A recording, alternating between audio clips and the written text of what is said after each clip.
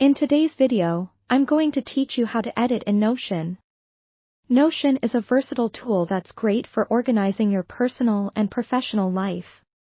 Whether you're a student, a professional, or someone who just loves keeping things in order, knowing how to edit in Notion can make a significant difference in your workflow. Let's start by opening your Notion workspace. When you first enter, you might feel a bit overwhelmed by the blank canvas. But don't worry, I'm here to guide you. To add a new page, simply look for the Add a Page option, usually found in your sidebar. Click on it, and you'll see your new page appear, ready to be customized. Once you have your page set up, you may want to give it a title. Click where it says Untitled, and enter your desired page title. Whether you're creating a task list, a note, or a complete project outline, a clear title will make navigating through your Notion space much easier. Now, let's talk about blocks, which are the core building elements in Notion. You can think of blocks as pieces of content that you can add to your page, such as text, images, tables, or lists. To start editing with blocks, click anywhere on the page to start typing. As you type, an empty text block is created.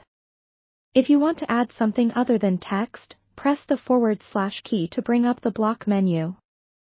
From here, you can choose from a variety of block types like headings, bullets, checkboxes, or even embed a video. Suppose you want to move blocks around. Just hover over the block, you'll see a small 6-dot icon appear on the left. Click and drag this icon to rearrange the block on your page. This feature makes it incredibly easy to structure your information in the most logical way. When it comes to styling text, Notion offers simple yet effective options. You can bold or italicize words, create hyperlinks, and even add code snippets. Simply highlight the text and a small formatting toolbar will appear with various options. For more complex organizational needs, you might consider using tables or databases. To add these, access the block menu and select the table or database option that suits your needs best. Databases can include columns with different properties like text, dates, and checkboxes, making them ideal for managing ongoing projects.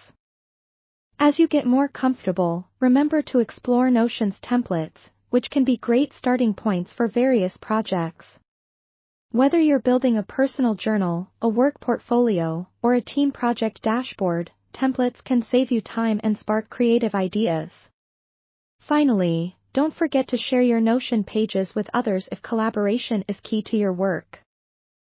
Simply click Share at the top right corner, and choose your preferred privacy settings before sending the link to your team or friends.